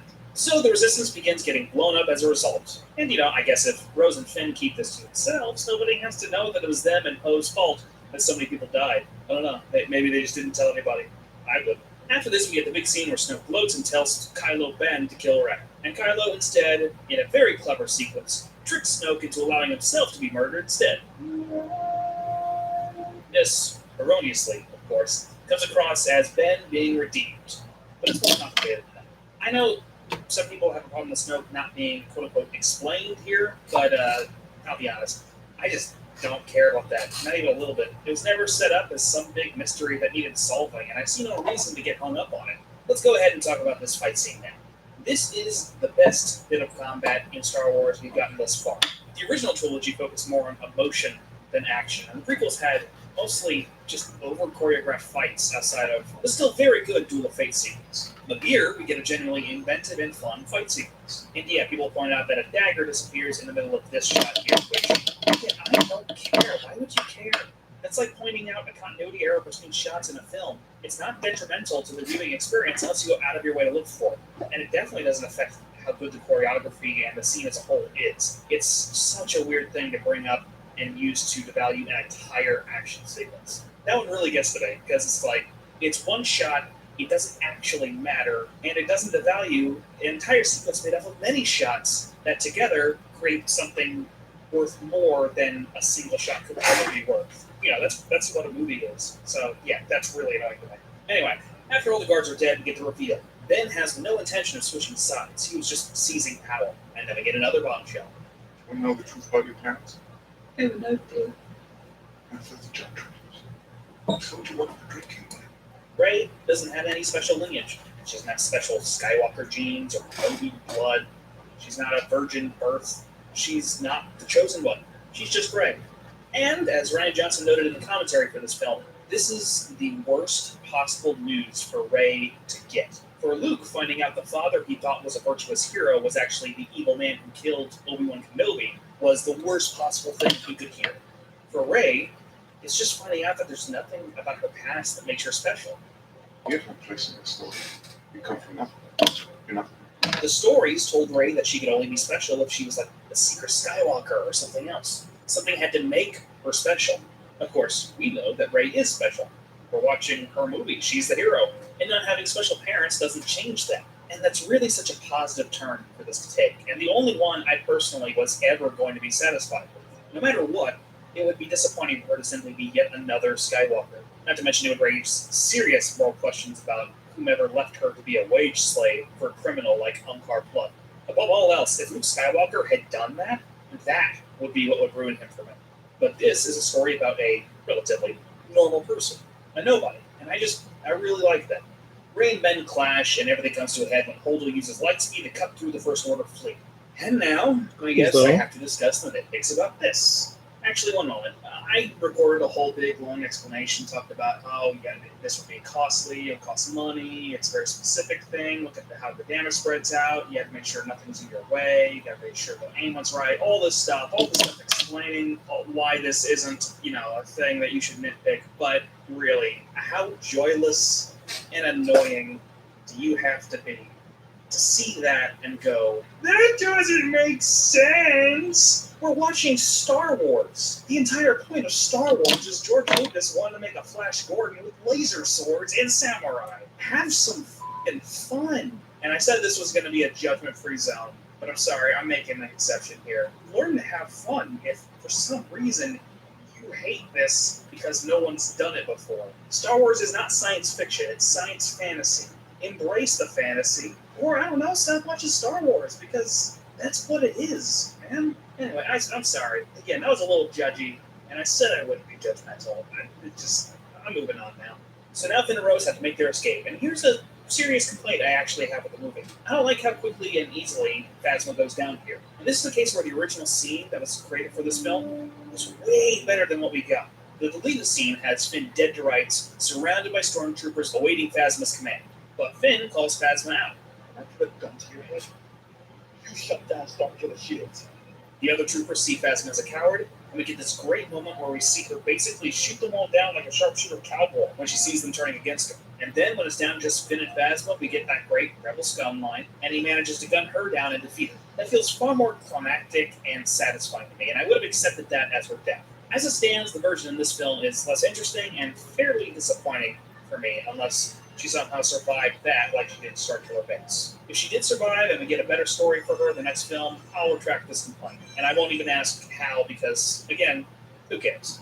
So let's speed up again. Kylo Ren takes command as Supreme Leader, and everybody has to crate for what I'm going to call the fourth act of the film. And I'm a little torn about this. There's still another half hour of film up here, and it does get a bit draining. Especially because the movie feels like it's had its climax. I like a lot of stuff in this finale, but part of me really wishes they found a way to simplify it and end it, right about here. And I'll also say that I understand people's problem with what comes up next. Resistance does some action stuff to keep the laser battering ram from knocking out the door.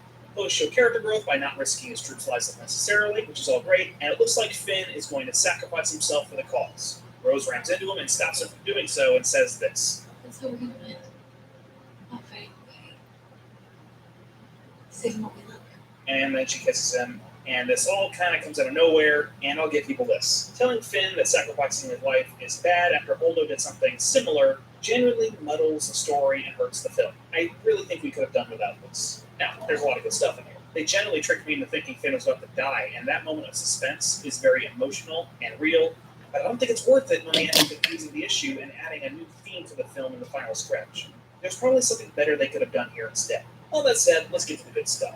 Luke's final stand. Apparently people wanted more from this, but really, there's nothing more in character than Luke resolving a situation with non-violence. He won in Return of the Jedi by throwing away his lightsaber, after all. And it's great that this facilitated a final scene with Luke and Leia, and this line is just great. Struck me down in anger on all this. Just like your father. What I'm a little less certain about is Luke dying here. And I kind of say this for just selfish reasons. Thematically, it makes complete sense for this to be where Luke says goodbye. But on a personal level, I loved Mark Hamill's performance so much that I desperately want to see more of it. But on the other hand, Binary Sunset was such a wonderful idea.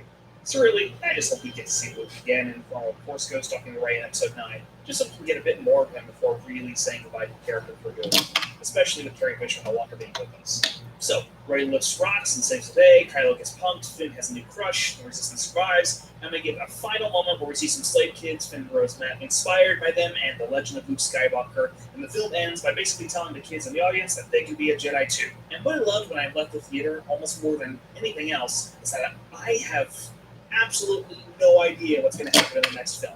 There's a potential for basically anything to happen. I imagine the Knights of Ren should be involved, though. They were mentioned in The Force Awakens, and we haven't seen anything about them so far, so they should be back. So, put that on the wish list. On a personal note, while I noted how I enjoyed the through line between The Force Awakens and The Last Jedi, I hope the next film jumps forward in time, like a few years. I mean, honestly, they're probably going to have to, given the fact that they need to address the absence of Leia. But this is a situation where so much has happened to these characters within what amounts to, at most, like a couple of weeks, a couple of months. It's really time to give them some room to breathe. And, I guess, full disclosure, I didn't even watch Solo. I wasn't interested in it. And I'm actually glad that they're pulling back on some of the other, Star Wars story films because, again, I was not interested in those films. I want to move forward. I don't want to move backwards. But I'm still very excited for the future of Star Wars. More excited than worried. And if you didn't understand why before, maybe you'll understand a little bit more now. I mean, I hope so. I spent like 8 hours straight writing this script when I wrote it. And then I spent a really long time editing it. All that to express why I love Star Wars, The Last Jedi, and why I'm excited for what comes next. So hopefully at this point, even if you don't feel the same way, you get why I do. And that's really all I was trying to do here. So hopefully I succeeded, and I will end the video now. That's it. Jesus.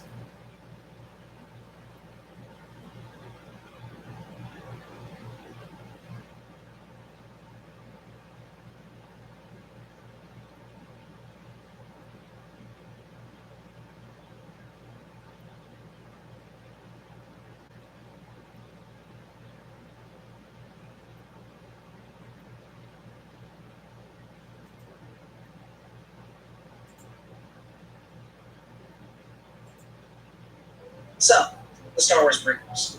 They are pretty...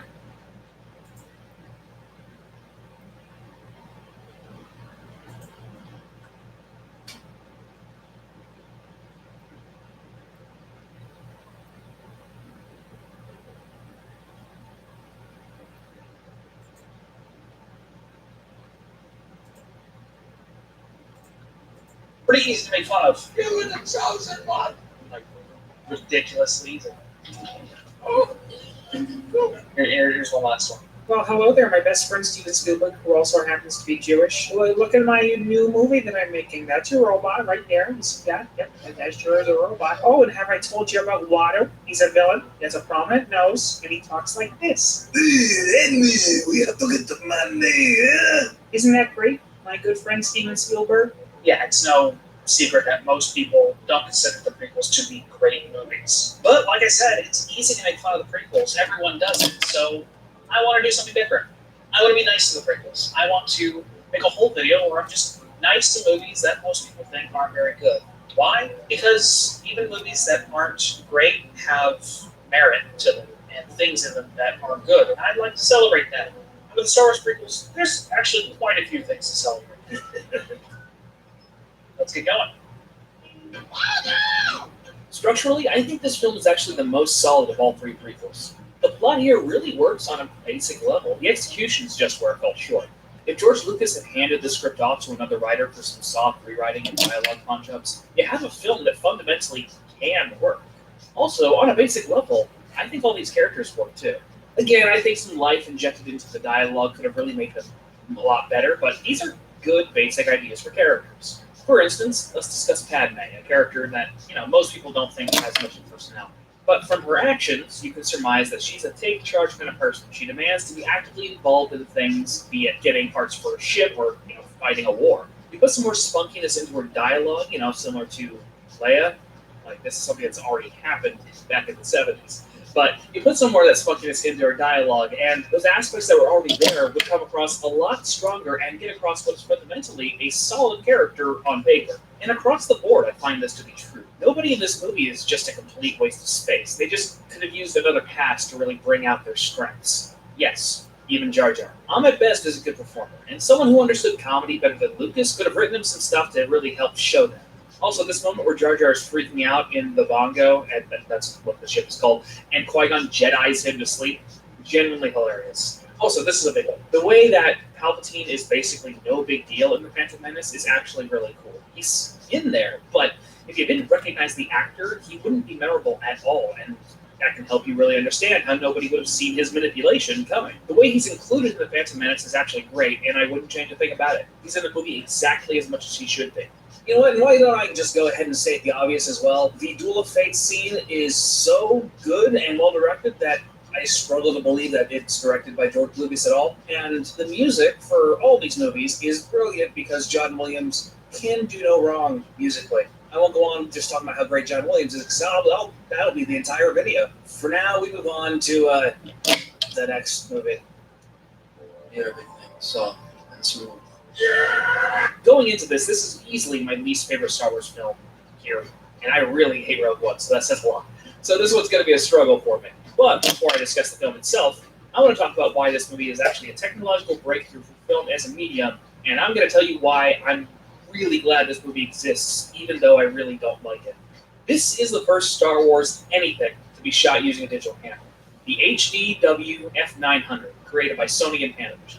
At a time when everyone else was disregarding digital film as worthless, George Lucas took a risk and used new technology to create one of the most anticipated films of the decade. And due to his contributions, as well as others, digital cameras became not only common, but the new standard for film. That technology being pioneered led to consumers getting better cameras for cheaper, and now consumer-grade cameras are being produced that can create movie-quality footage. So just to illustrate my point, this camera right here is the Panasonic G85. It is $500, and this is what I get for $500. Not too bad. Other cameras, such as the Panasonic GH5, one of my personal favorites at the moment, offer kind of film-quality images, and that kind of consumer-grade filmmaking technology would not exist without George Lucas and Attack of the Clones helping to push forward digital camera technology at a time when no one was taking it seriously. And I gotta say, I appreciate that, and the impact that has made on the world of filmmaking is immeasurable. For that, I am incredibly grateful to George Lucas and Attack of the Clones, regardless of how I feel about the movie.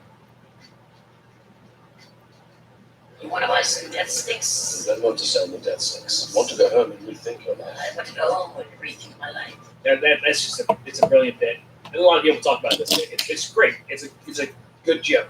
Also, the whole sequence on Coruscant with the assassination attempt and the chase that ensues after, I love the vibe of that entire sequence. Even if the details weren't great to me, seeing the nightlife of a larger Star Wars city is extremely appealing to me personally.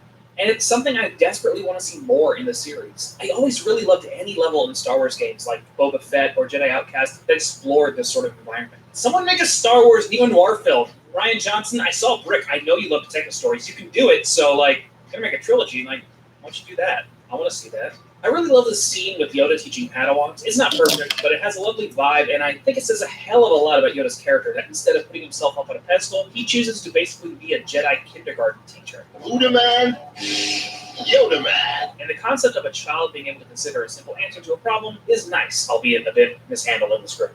Also, I like the entire concept of Obi-Wan as a Jedi detective. Frankly, if the entire film was focused more on Obi-Wan and the mystery more, Attack of the Clones would have been a lot more interesting. And you can see a lot of that potential here. And you know what? When I first started writing this, I didn't think about this at all. But now that I'm thinking about it, I'm just now realizing that Lucas was actually going for a detective noir thriller for this movie. But when you realize that's the goal, a lot of decisions come to focus. The diner makes perfect sense when you keep that in mind, as well as the planet that constantly rains. That's very noir stuff right there. Lucas was really trying to do something different here. If he committed to that a bit stronger, I think I would have absolutely loved this movie.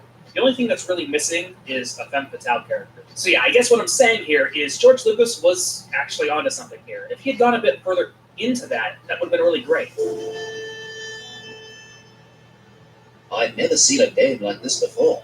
She had big eyes, full lip, as in one lip. She only had a single full lip, flat nose with weirdly shaped nostrils, and a neck that went all the way up to her head.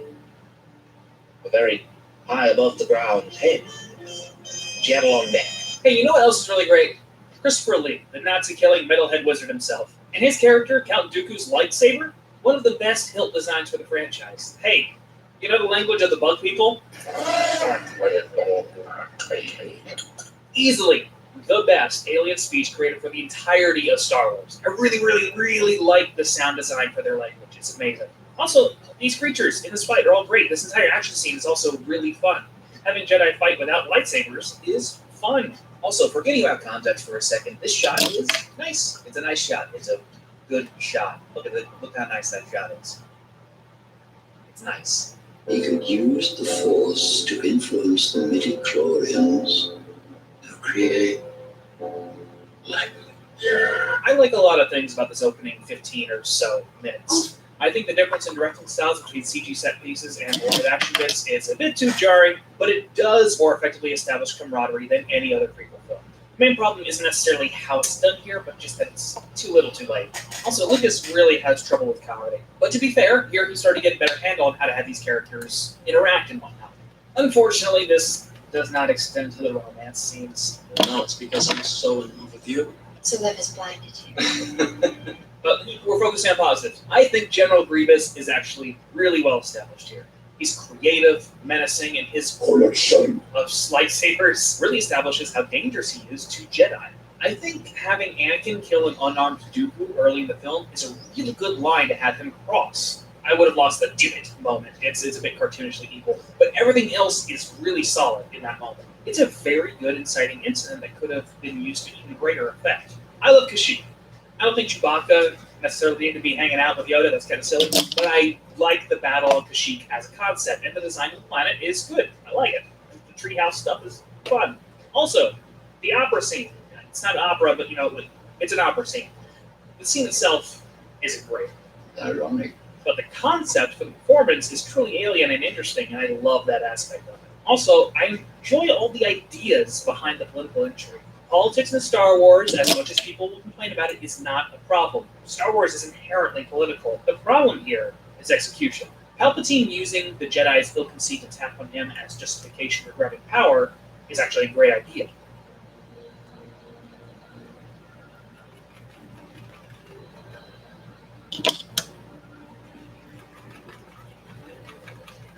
The scene's pretty great, due largely to the music and the fact that no one's talking. There is a lot about the third act that I think is good. The Order 66 montage is really good, and this moment with Yoda,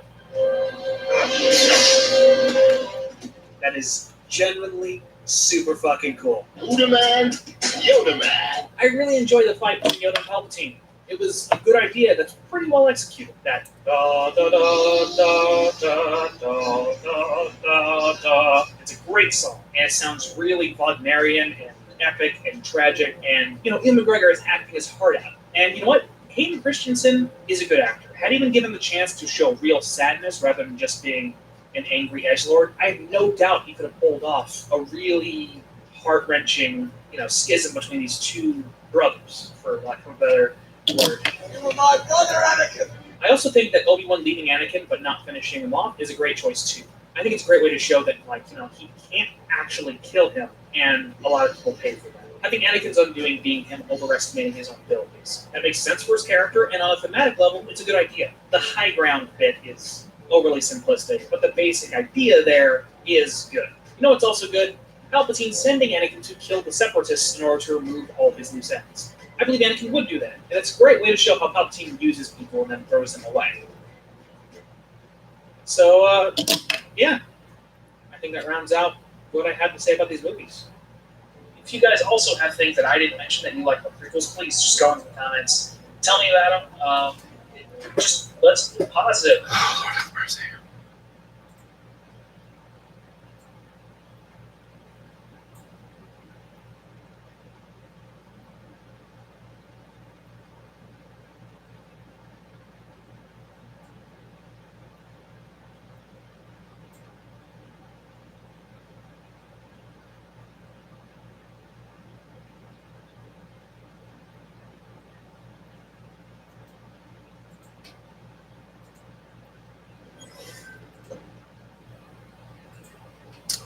All right.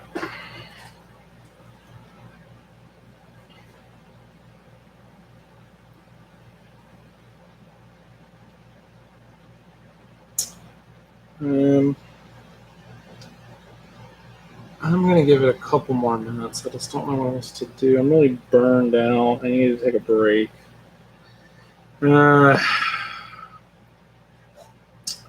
Guess I could do the hilt on your sword and maybe another layer of brown glaze on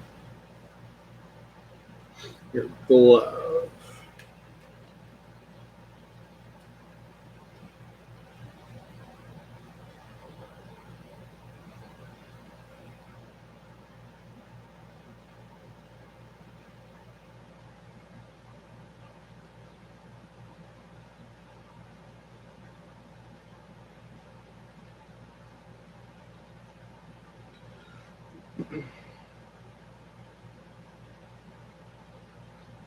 Where is mid brown? This color is really strong, but really good.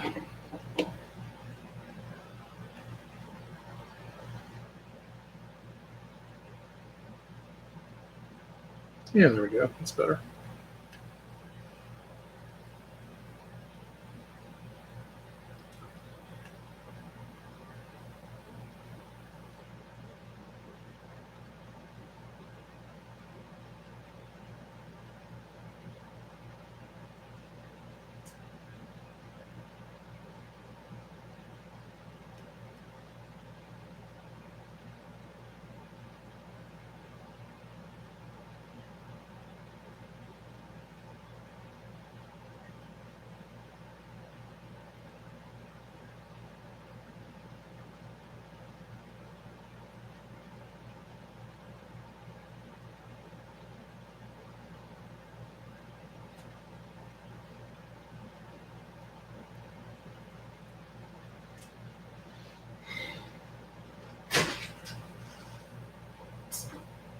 Hey.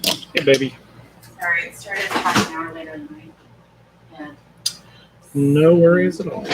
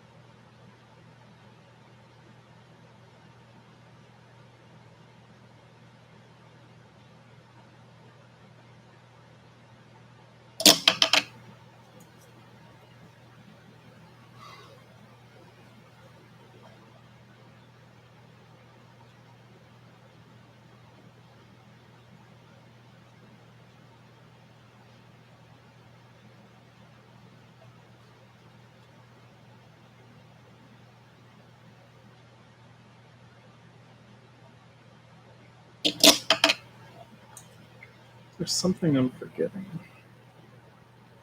I don't know what.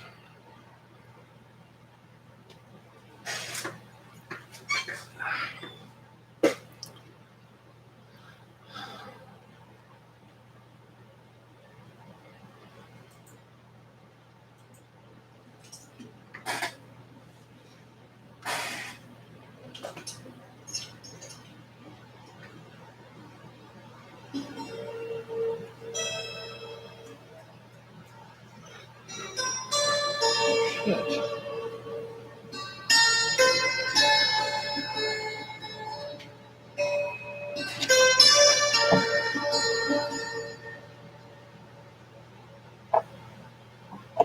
Ever since The Empire Strikes Back, Star Wars heroes have dealt with failure.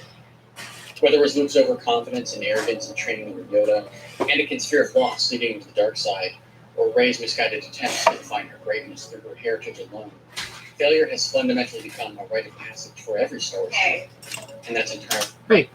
So, I just realized those hot dogs in the microwave since yesterday, Oh. but they're warm. So, I think it's probably possible that they've been at that temperature all the time. Yeah. What do you think?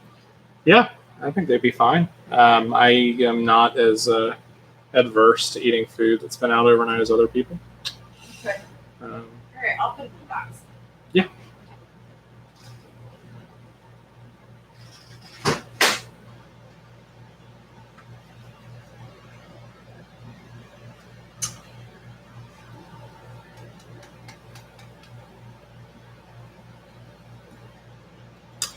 Fuck.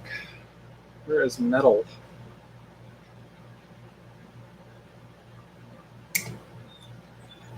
I don't know.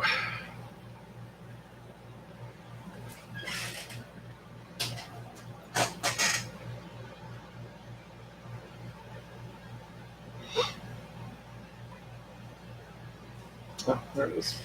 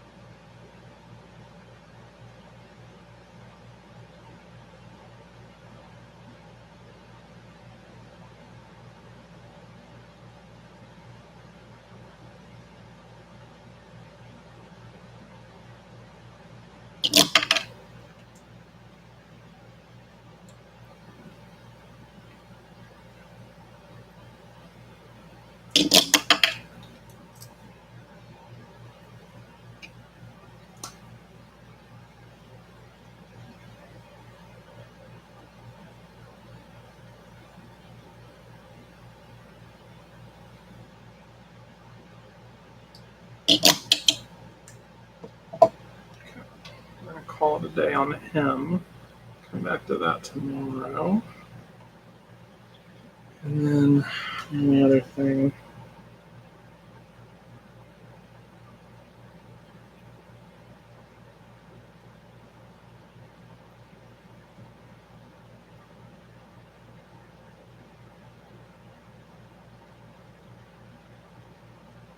I think we're going to call it a day on him too. Let's work out after day. Well, I guess day 2 technically. Really good progress. Oh, we will definitely finish these up tomorrow.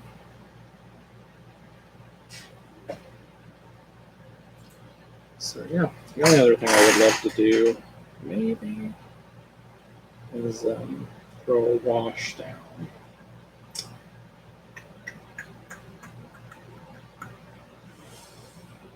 Maybe.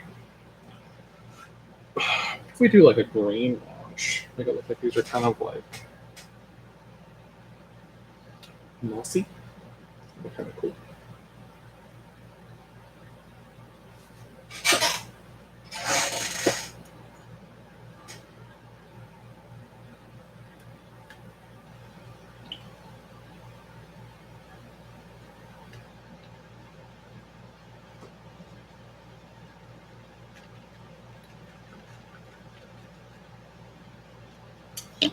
Jesus.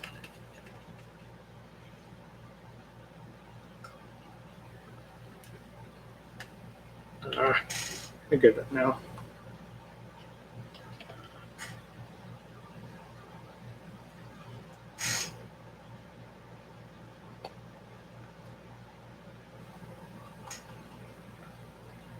Oh my gosh.